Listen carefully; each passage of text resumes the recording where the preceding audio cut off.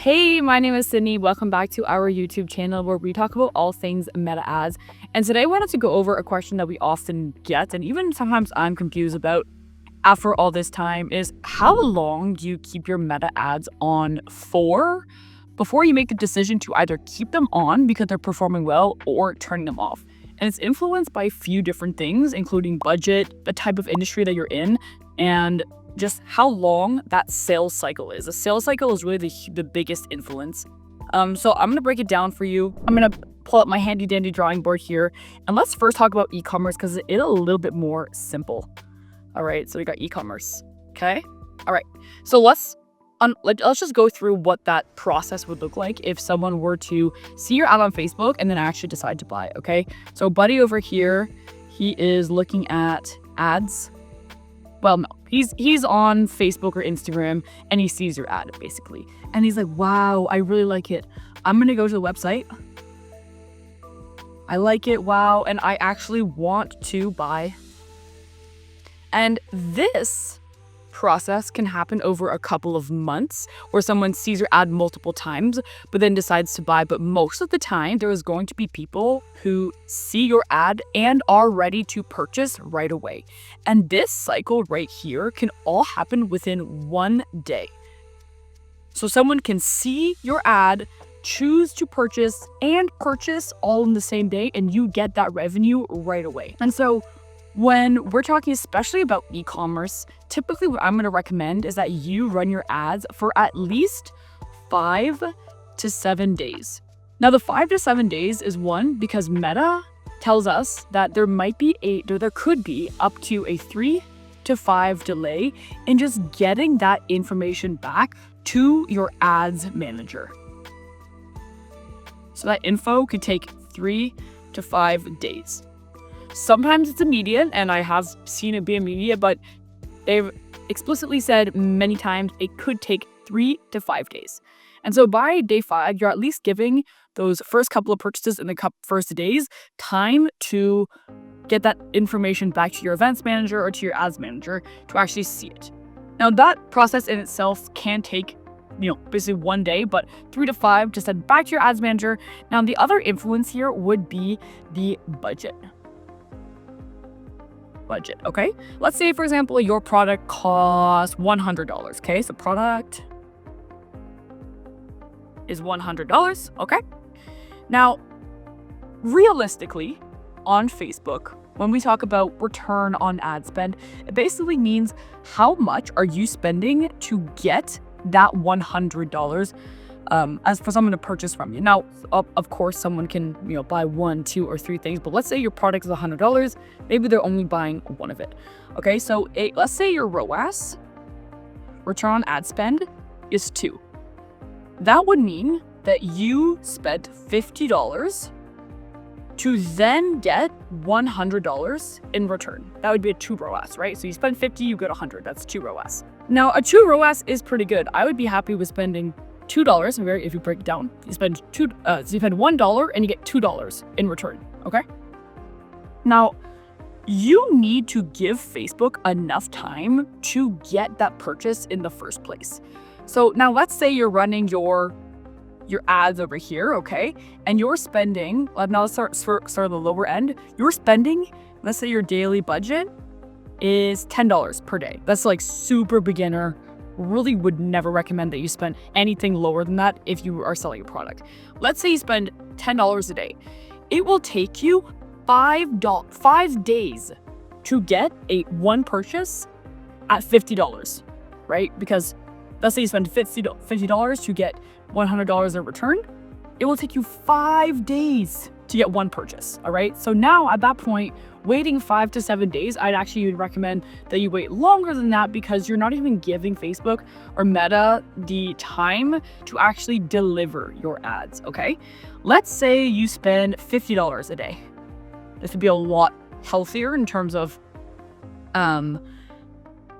a daily budget because you're actually giving Facebook the information and the stuff that it needs. Okay, so let's say it's $50. In this case, you could get one purchase per day. All right? One purchase per day. Now, by the 5 to 7 days, you've only maybe gotten 5 purchases total. And you need to decide, is that enough for me to decide if this ad is working or not? If you have other ads running at the same time, you would then be able to decide, okay, well, compared to my other ads, is this doing well or worse? And then make your decision there. But Meta also says that it needs 50 conversion events in a 7-day time frame, in 7 days, in order to optimize your ads properly. So now you've only gotten 5 purchases. So your conversion event is whatever you're optimizing for. So let's say, for example, you are doing clicks, you're just driving traffic. If you got 50 clicks in a 7-day time frame, Facebook's like, hey, that's good. Honestly, I feel like I know who your audience is. I can optimize for them. When you're getting 5, honestly, 5 out of the millions of people in your audience is really not a lot of information for Facebook to optimize for you. So in this case, I actually recommend the budget that you choose to spend on your product. Ideally, now this can vary, but ideally you're getting at least 1 purchase per day with your budget. So at $50, and if you spend $50 a day, you get 1 purchase at $50. That's like the bare minimum. It's really the bare minimum. Ideally, you're spending 100 to 150 to allow 2 to 3 conversions per day, because that's going to allow you to get data faster. It might be a higher budget, but you're getting that data faster in return. So in this case, your budget affects how long to keep your ads on for, because if you don't give Facebook enough time to optimize for you, it's going to have a very hard time finding your audience, right? There's millions and millions of people on Facebook.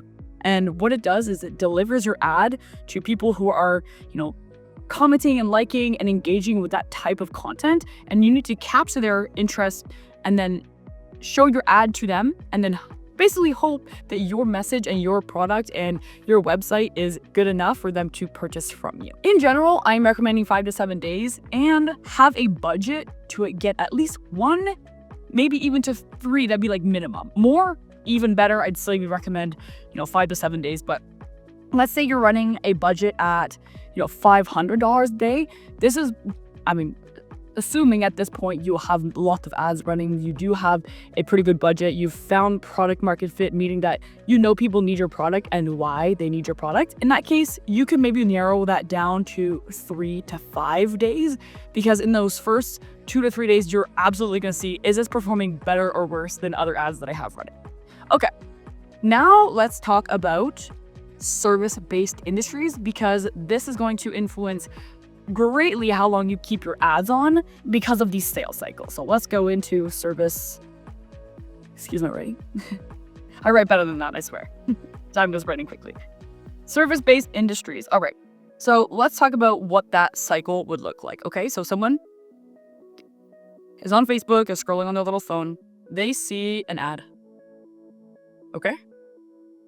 Your ad is your offer. It's like, hey, get a free quote where we can come in home to give you a free consultation. Okay. So they fill out that form. They're filling their information. The company that's running the ad then gets, information that they wanted to, get in contact with you. So you get their contact information.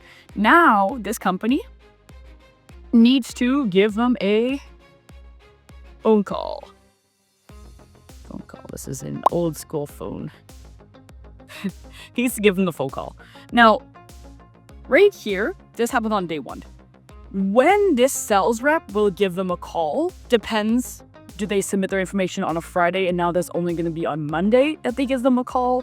Maybe they booked a time in their calendar to actually give them a call. And most likely, ideally, that's the next day. So this could be like day 2.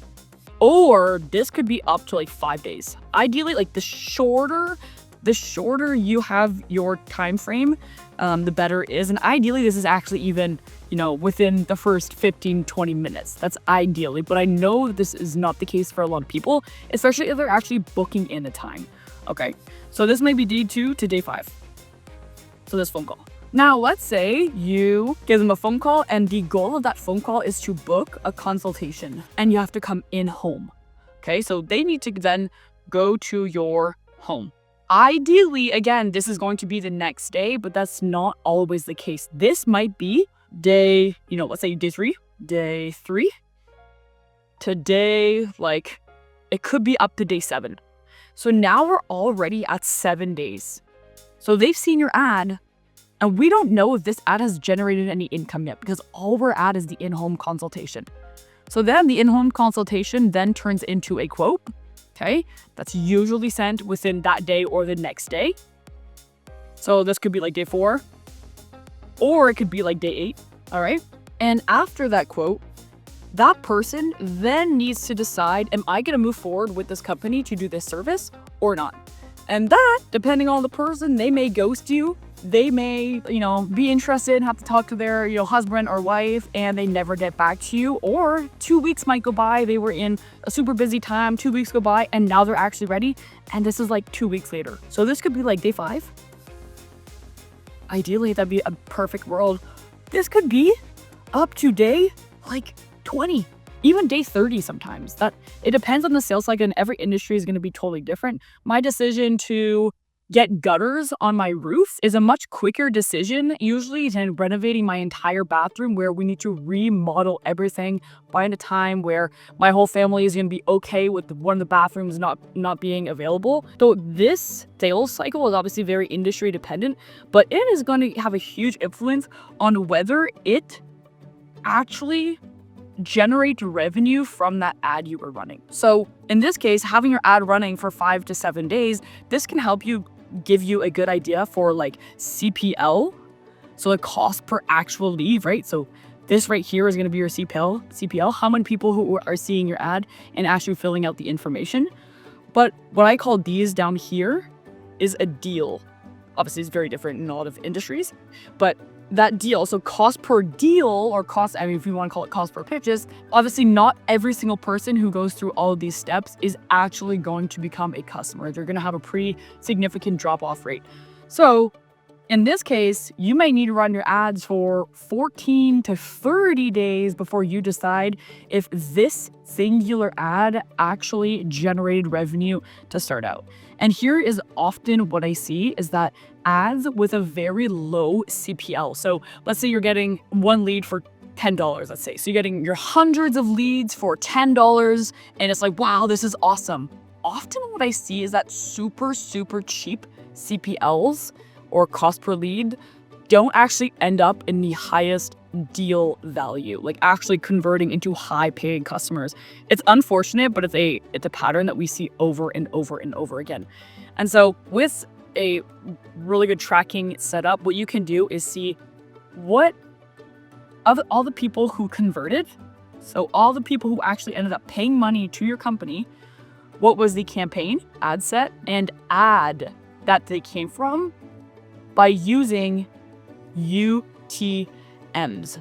UTM parameter. You'll see when you're creating an ad at the bottom, all the way at the bottom, you see build URL parameter. When you pass on this information of a campaign, ad set, and ad that your customers came from through all of these different steps here, whether that's in your CRM or your Google Sheet, you can then trace back what ad is actually generating those results.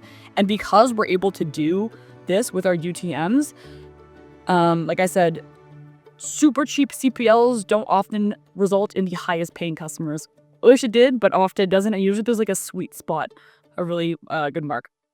Like a really good midpoint between like a really high CPL and a really low CPL, and like you're aiming for the middle. So in service-based industries, you'd have to figure out, okay, well, how long realistically would it take for someone to actually become a customer for my business to then decide if these ads are working or not?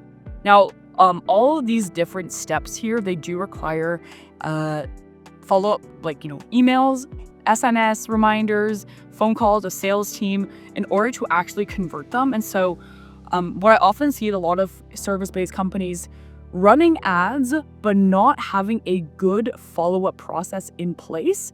And so they actually can't even track back what campaign, ad set, or ad they came from, because these people are just dropping off right in the middle. They're not even getting to the end point. So all of this also is influenced by the budget that you have as well. So the same concepts about your budget here apply for the service-based industries as well. The budget that you want here, like that I explained, if you're spending $50 and you get $100 in return, that is going to be a lot different if you have a, $50,000 product, let's say, or, your bathroom renovation, or, gutters, let's say, is $2,000.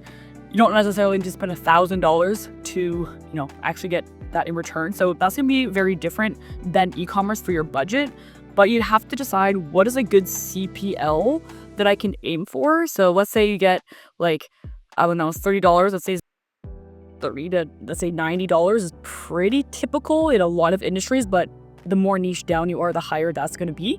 And then there's obviously a drop-off rate between all of these different steps here. So if you're spending $30 per lead, let's say you need to get at least 5 people on the phone per day, 3, 6, 9, 12, 15. So you want to spend at least $150 per day in order to get 5 leads for your sales team or for you to call, right? So you have to calculate kind of those numbers there. But if there's a, let's say 25 or 30% drop off rate, or, only 10% of your people actually convert, then that's when you can decide how much do I need to spend to get an actual customer compared to my daily budget. And that'll kind of only just come with time and using the data that you get with your UTMs and then calculating it with your ad spend and such. Some tools I really like using for this, that is definitely Cedric's area of expertise. If you follow any of his videos on the channel about tracking and how to set up different methods to trace back what ad is actually producing what results.